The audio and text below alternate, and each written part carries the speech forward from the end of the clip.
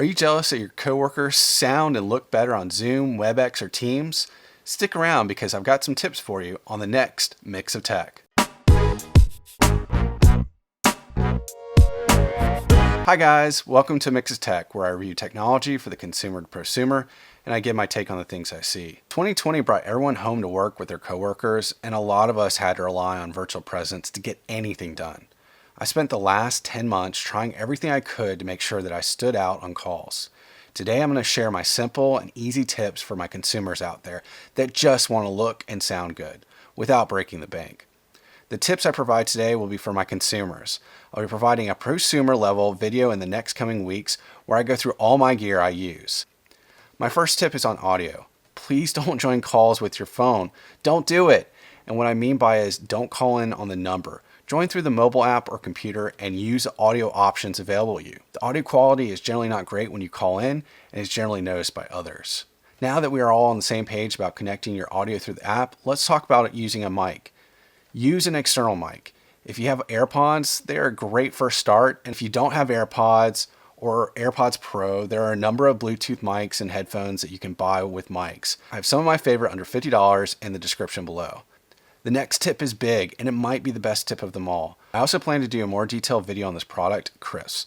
It's something I'm really excited about and want to introduce to you all. With krisp, you can mute out the background noises, so if your kids, your dogs, or other construction workers are causing disturbances, it won't show up on the call. The other great feature is that any of the noises that your coworkers have, you can also mute so that the headphone doesn't hear it. There's a free version out there that you can try out and validate the awesomeness of this app. I'll have a link below in the description that you can try out.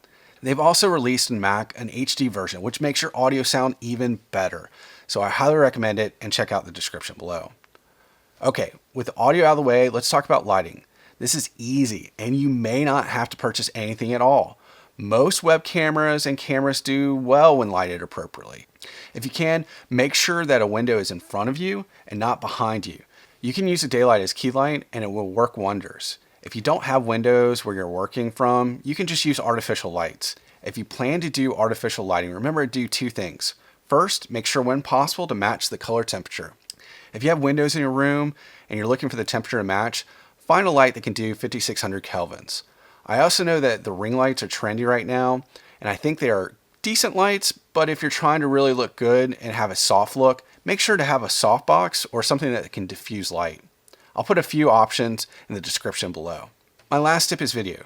If you've used earlier tips, you're already heading in the right direction and ahead of your colleagues.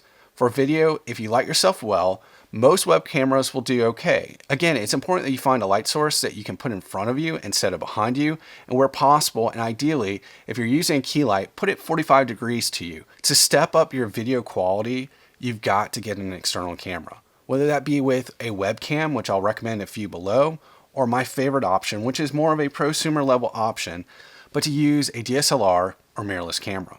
This will improve the video quality significantly and might be at low cost to you. Depends, and you might be in the situation I was in, where you might have a Canon, Sony, or Panasonic camera that's laying around that you purchased like I did 8 years ago, and I was able to use that camera with a utility that Canon created, the webcam utility.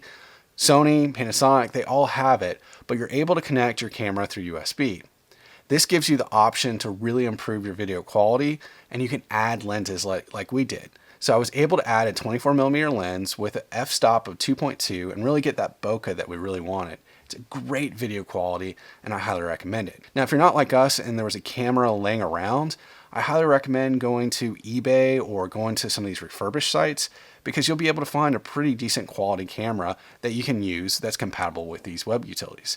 Check out all the sites to see what's compatible, but you'd be surprised. You've got cameras that are 10 years old up to now that are compatible with using the webcam utility. Now, the benefit to you is that you can spend as much as you want on the camera, so you can spend up to, I would say, $200 to thousands of dollars to really get to the video quality. But I do recommend that you look at, buying a decent camera, but getting a really good lens. Really, anything from 16mm to 35mm as a wide-angle lens will do you well, especially if you can get an f-stop of 2.0 or lower. You'll really enjoy the video quality. Now, keep in mind that when you use a webcam utility, you're using your USB port, and it's quite possible that some of the apps may not recognize that as a webcam. Most will based upon the experiences I've had recently, but do keep in mind you may have to use a web-based app versus the actual application, and I'm speaking to you, WebEx, on that one. I haven't even jumped into what I do at the prosumer level because it costs more. I plan to create another video on this, and if you're interested in that, please make sure to hit the like button on this video and subscribe to my channel for that future video.